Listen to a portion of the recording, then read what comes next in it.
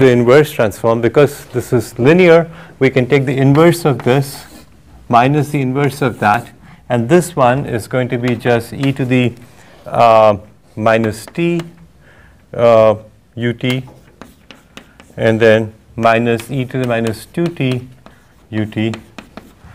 And the ut is basically there to make sure that we're not looking into negative time. Okay, it doesn't have any meaning beyond time t equals 0. So we have ut again is sort of this formal thing that says, you know, it's causal system. We don't have we don't know what happens before time 0. So ut is again a formal system over here, and that's what it is. It's basically the difference of two different exponentials. If you look at it, one is e to the minus t goes like this. E to the minus 2t is going to go down basically. Let's see, it's going to be twice as fast, half as fast. It's going to be twice as fast, right? So it's going to go down very fast. And then the difference between the two, this shaded thing is basically what this difference looks like. Okay, and that's the output of this function. Yeah. It could often be difficult to compute the inverse transform Yes. with the product of functions, right? Yes, that's correct. So the question is the inverse easy to compute, right? And it's not always easy to compute. For most systems, we can usually approximate it in a way such that the inverse is easy to compute using one of these tricks. You use scaling, linearity, time shifting, duality. You kind of work your way around, and there is no standard way of doing it, but if you use many of these tricks, hopefully you'll find what the inverse looks like. Beg your pardon? But it's still easier than Still easier than convolution, yeah, because the convolution you have to worry about the ranges of validity and things like that. And of course, I should also add that many of these issues with convolution were to avoid convolution were because people didn't have computers, right?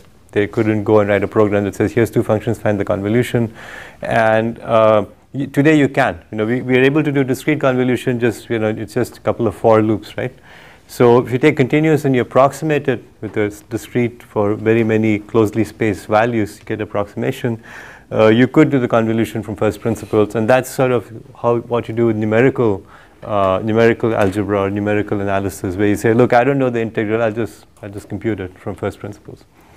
And packages like Maple or something like that will do it for you, where you numerically find the values. So in many ways, what I'm trying to do over here is taking the classical approach to convolution and transform domain, and rather than one might say the modern approach. And the reason is because the numerical approaches don't give you any intuition. You kind of look at the system, you crank the computer up, and you say, okay, here's something, give me the output. You get the output. You have no idea whether you give it wrong input or not. You have no idea what's actually going on. And same thing with control theory. I'm going to do a classical approach to control theory because the modern approaches I find are very numerically oriented but no intuition at all. So in many cases, what you're not looking for is numbers, but you want to get a feel for what's going on, and you don't get that. Using the modern approach. Okay, so this is sort of the beauty of the Fourier transform, right? We kind of get from away from convolution into this very simple product form over here, which is really what we're doing over here. And we can actually, so this is actually a complete solution to the system. So I've told you, given that this is the impulse response, which looks like this, in the transform domain, here is some input, I can tell you this. If I give you any other input, I just take the product, find the inverse. In this case, I've chosen a particularly simple form, so it's easy to do using partial fraction. But as long as the input looks in a reasonable, is reasonable, we can find the partial fraction expansion. And we study, when you study control theory, I'll show you in much more detail that this partial fraction expansion can be computed in many cases. Not all cases, but many cases it's easy to compute. Okay. Are there any questions about this? This is a fairly important step over here. And we'll come back to this a couple more times using Laplace and Z transform. Okay? So, okay, so let me move on and move on to the Laplace transform. And the motivation for the Laplace transform is actually pretty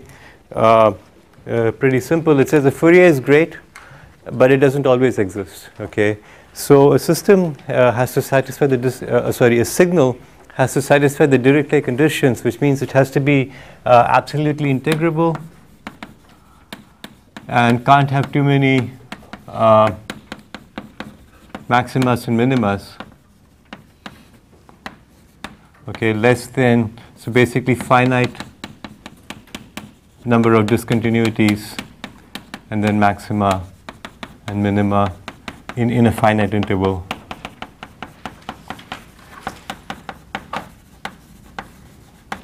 Okay, so let's just take the simple example of this. This is u of t. Okay, this is 1. This is u of t. Very nice simple function. Does it have a Fourier transform? The answer is it doesn't satisfy the Dirichlet conditions, because the area under this curve is infinite, right? The area under this curve is infinite because it goes on forever. So we can find the Fourier transform by kind of using these tricks. We go from delta and so on and so forth. And we did, but it doesn't satisfy Dirichlet conditions. So we have this kind of nagging feeling. Okay, so there are some functions where we can use some tricks to find the Fourier transform, but they don't satisfy Dirichlet conditions. The Dirichlet conditions are sufficient but not necessary. So if you see a function which we haven't seen before, and we don't know any trick to get to it, we don't really know the answer. Does it? If it doesn't satisfy the Dirichlet conditions, we're in this unknown state. Maybe it has a transform, maybe it doesn't have a transform. We don't know, right? Maybe so what the Laplace transform does is to essentially get around this by guaranteeing that there will be a transform. Okay, but there is a footnote to that there will be a transform as long as a certain condition holds, and that's called the region of convergence. Okay, so I'm going to explain what that is over here. So we'll start with the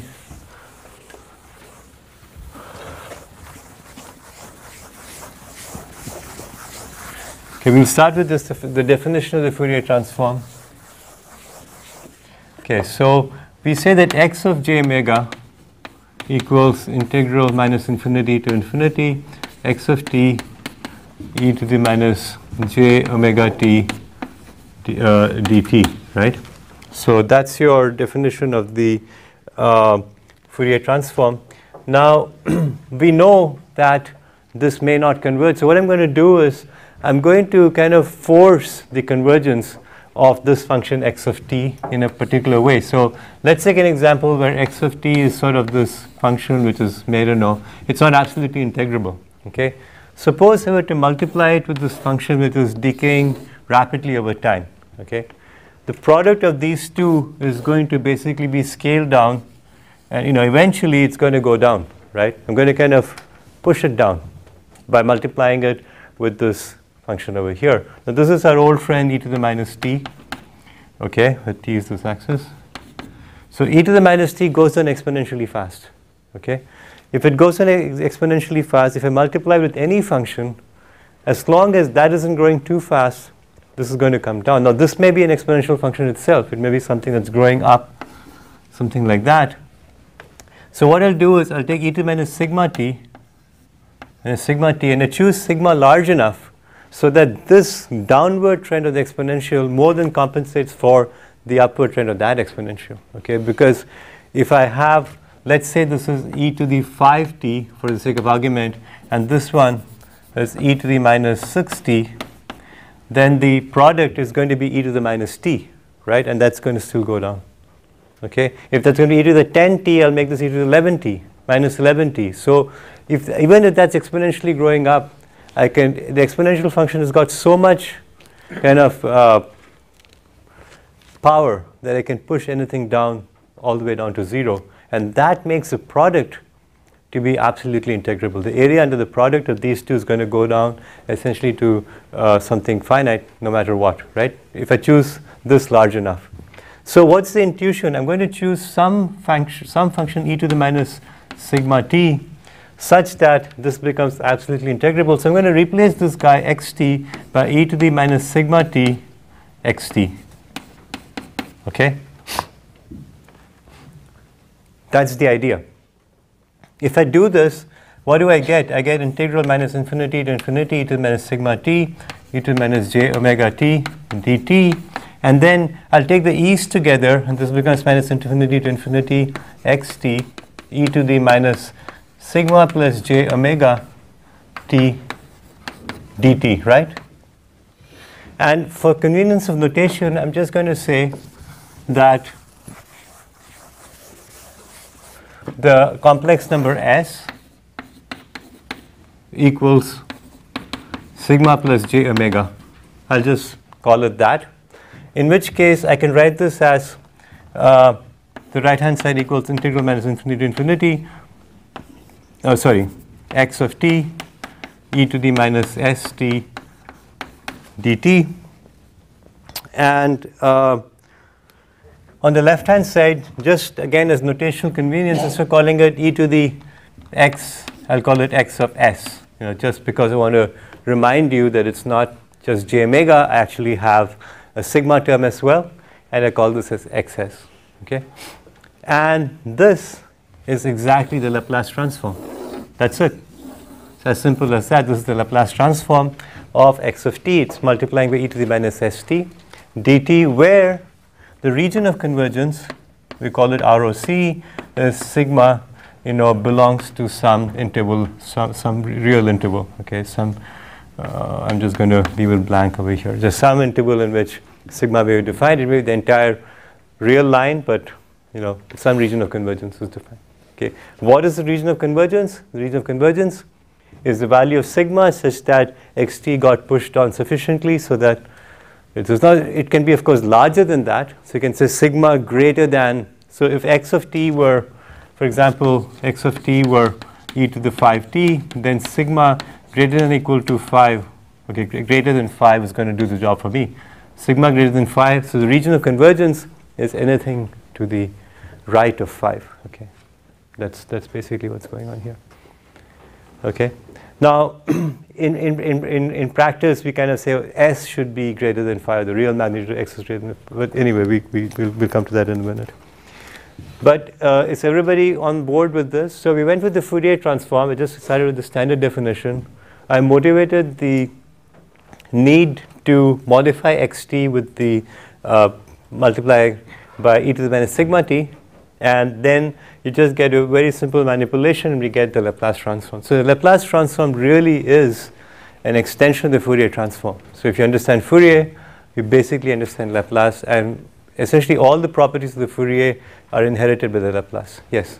So what if you have x equal to e to the power t squared? I beg your pardon? E to the power? T squared. Okay. So it goes way too fast. Yeah.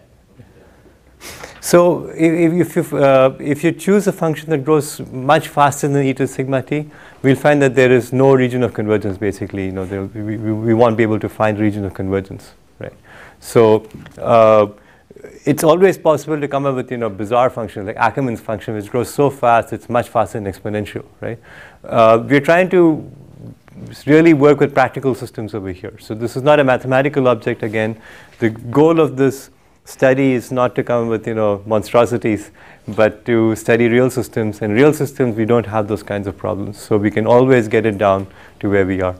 So so I should be careful in stating the Laplace transform is good for dealing with most real systems which don't have these crazy properties, and in those systems where the Fourier transform doesn't help you or is unable to help you, the Laplace does. It's more general. Okay, but there are other transforms yet which I haven't talked about, which can deal with even places where Laplace can't go. Where the region of convergence is undefined for Laplace, so it doesn't converge, we can define other transforms, okay, which do have that property. Okay, yeah. So for every Laplace transform, we assume a constant sigma? We are giving a value of sigma for which the Laplace transform is defined. So we are explicitly stating this Laplace transform holds for this region of convergence, and if it's not in the region in fact, it can be shown that two functions may have the same Laplace transform in different regions of convergence. So we don't have a unique property of x goes to the same. I can take two different functions, they look like the same Laplace transform, but the regions of convergence will look different. So they're only unique if you take the region of convergence into account. Okay, so generally speaking, if you just say this is the Laplace transform, you haven't told me enough. You must tell me also the region of convergence, otherwise I can't tell you what the transform is, or the inverse transform for that matter. All right, so any other questions about it? Okay. So let's now look at the inverse Laplace, just to, and the inverse Laplace is given by, so we write this xt and the same double arrow and L x of s.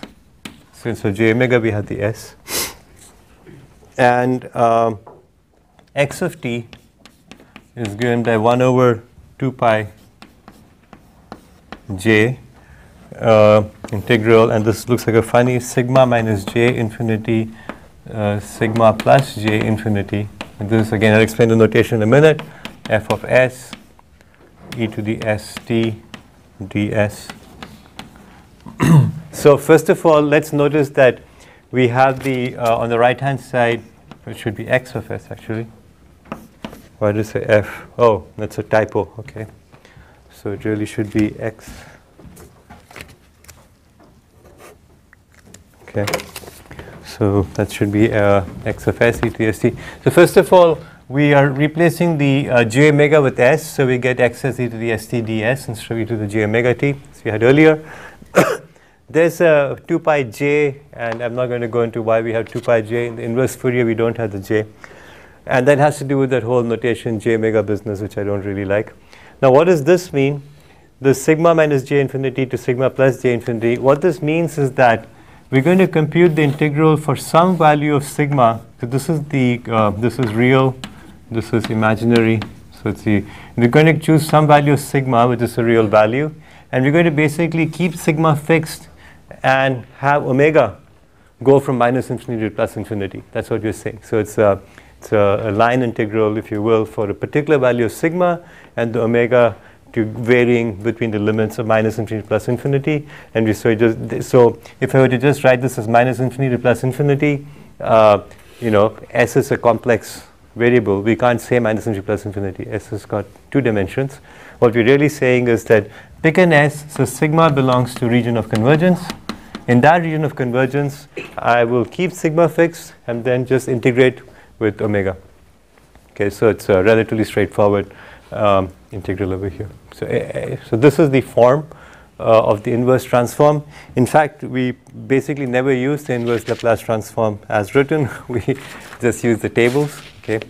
Remember what the engineer does in the joke, right? He looks at the table. Yeah, 2 plus 2, looks at the table, flip, flip, flip. Yeah, 2 plus 2 is 4. So what engineers actually do is they flip, flip, flip Laplace table. Oh yeah, 1 over 1 plus s. Oh yeah, that's e to the js. Okay, e to the minus t. So we're constantly flipping to the Laplace table because we don't want to do any math. We just want to use the results from the table. Okay. So that's what we do. Okay. Any questions about this? Yeah.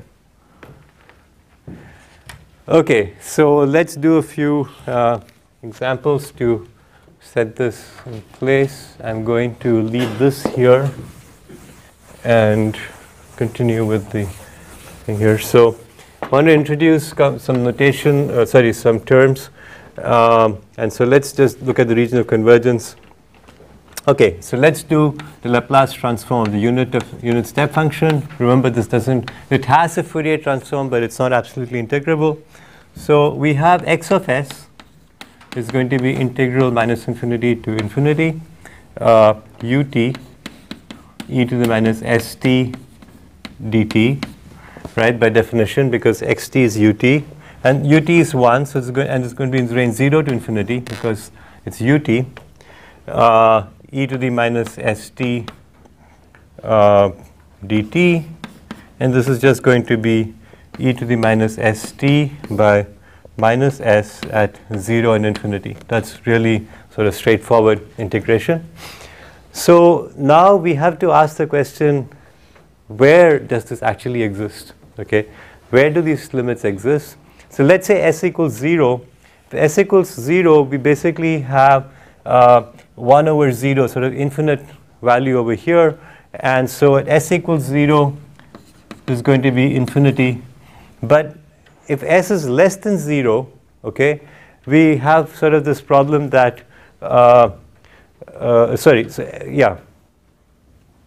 what am I saying? Okay, so so if S is greater than, so we are in 0 to infinity range, so this actually is going to work out to be just if S, e to the minus st, let me write this down. So e to the minus st,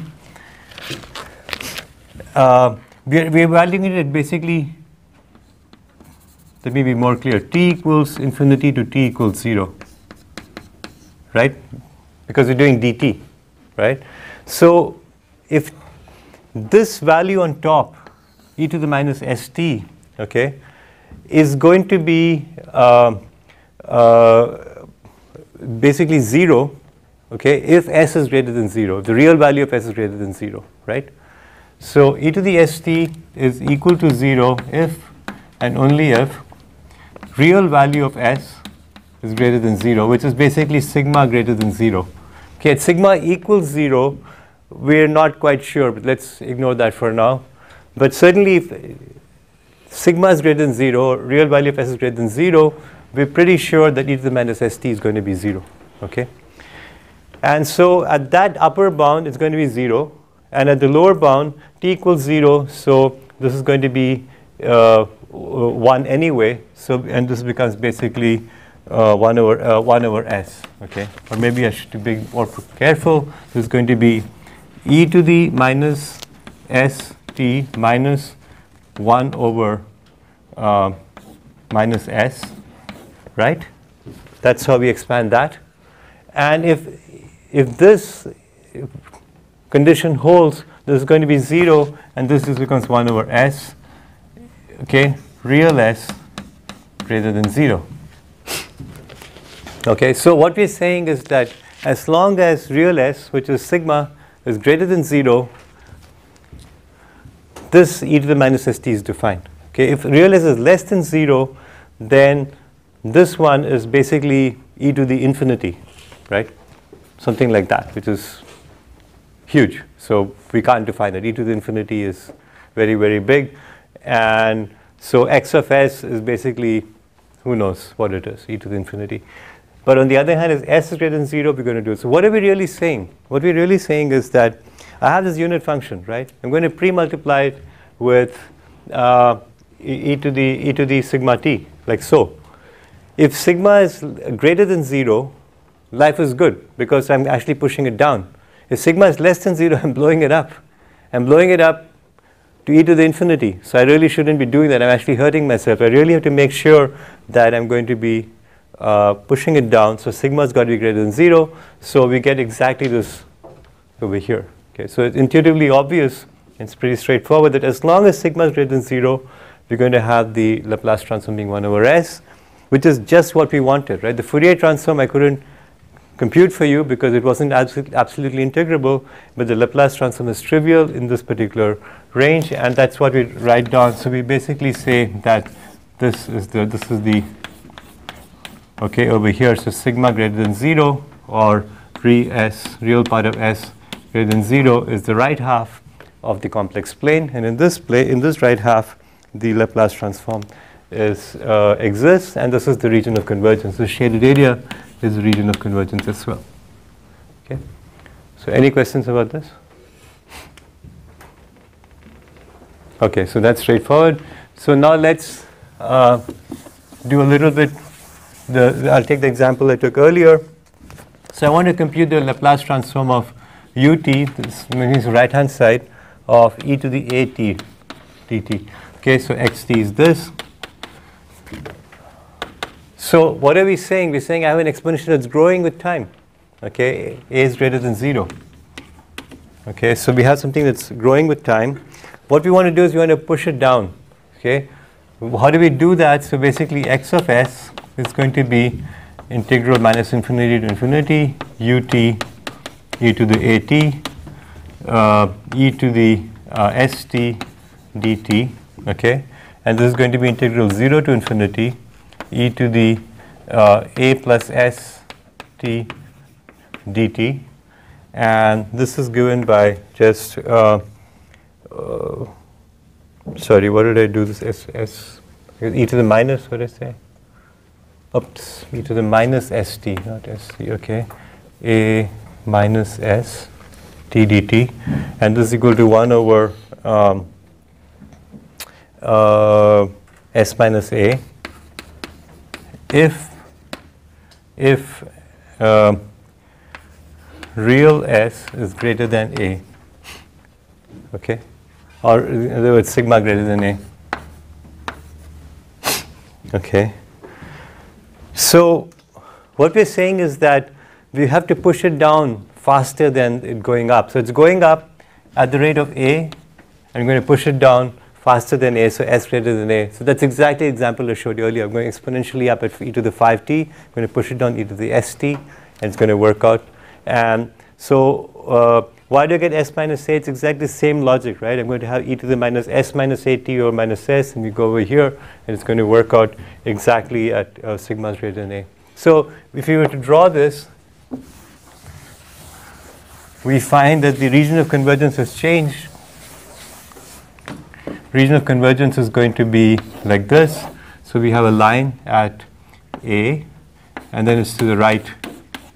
So it's sigma greater than A. So region of convergence has been pushed to the right. So at A itself, the value of the transform is infinite. 1 over S minus A at S equals A is infinite. Over here, 1 over S, its value at 0 is infinite. And at this value, we call this, so we say A is a pole of the transform. Okay? And by pole of the transform, I mean it's a value at which the transform is an infinite value. Just a definition. Okay? And the pole over there was 0, the pole over here is at A. And so basically the pole in this case is this whole area in the complex plane is going to be the pole over here. Okay? So any questions about this so far? Okay. So the next term I want to introduce is called a 0. It's the value at which the transform is 0. Now in these two examples, the transform is never 0. It's always non-zero. But let's do an example where it is 0. So let's look at ut cos omega t. So we write this, so using the usual trick, we write this as ut e to the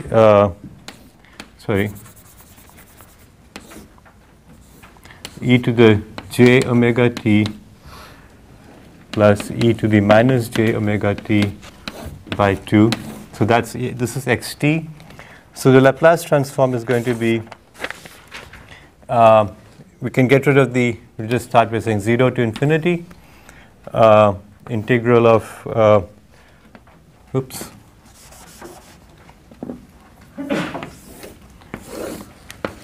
by 2 into the e to the j omega t e to the minus st dt plus integral 0 to infinity e to the minus j omega t e to the minus st dt, right? So that's going to be just that, because you just integrate the sum, and the ut gives us a 0 to infinity bounds.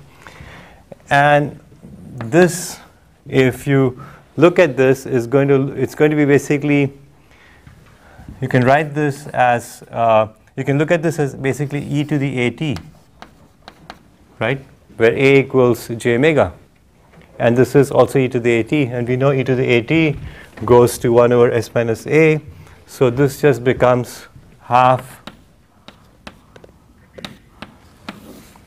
1 over s minus j omega plus 1 over s plus j omega, and which becomes s over s square plus omega square.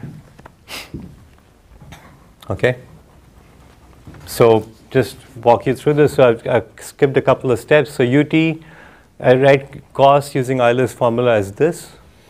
I integrate each one separately, and I know e to the at goes to 1 over s minus a, which is this over here, and which is what I get over here. And now the region of convergence is going to be real s is greater than 0. Okay? And now this is going to be 0 for S, is going to be infinite for S equals plus minus j omega, okay? And of course, those are the poles. And then the 0 is at S equals 0. So at S equals 0, this is a value 0. Okay, so we have 0 and a pole for the cos thing over here. Okay. Any questions about this so far? Okay. I realize that I'm kind of running not too well on time today. Okay.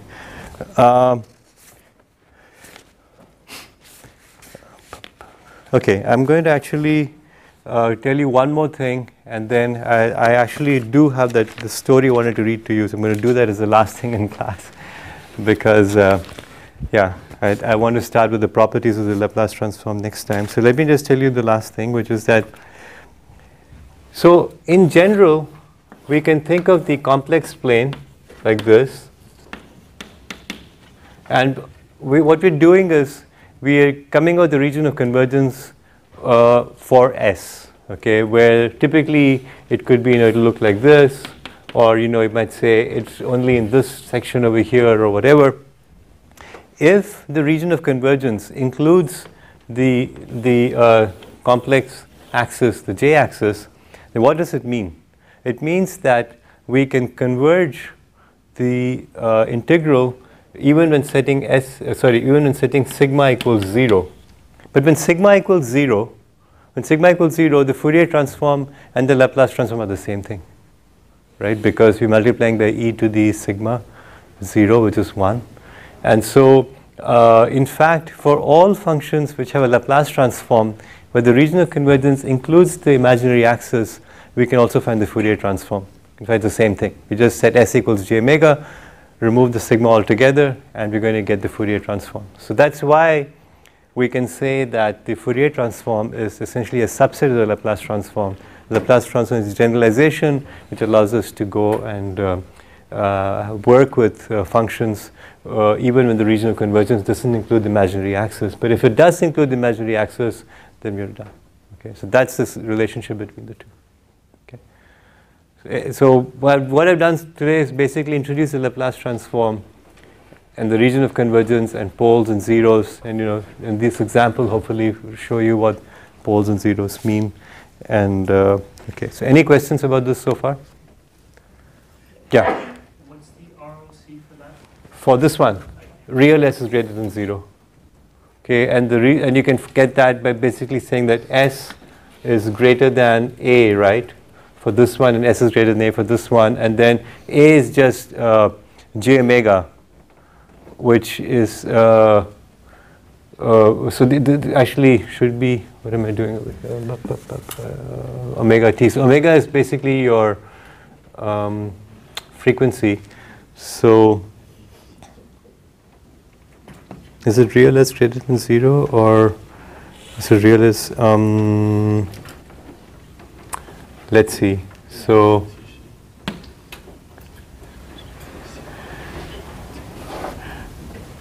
yeah, I think real S is greater than 0 is the thing. Yeah, at least that's what my notes say. Because we want basically S greater than A. So A was the real value in e to the at. Here it's a complex value. So we look at the magnitude of e to the j omega, right? And the magnitude of, so basically magnitude of, let's look at magnitude of cos omega, right? What's the magnitude of cos omega t? It's never going to be greater than 1, because cos is going to be, it's a function that's bounded by time. So this is never going to be greater than 1. And so let's see. So S minus j omega. Okay, let me think some more about it. I believe this is the value of the region of convergence, but I have to prove it to you. I'll have to think some more about it and tell you exactly how to prove it. Okay, because when we have complex quantities, you have to be careful.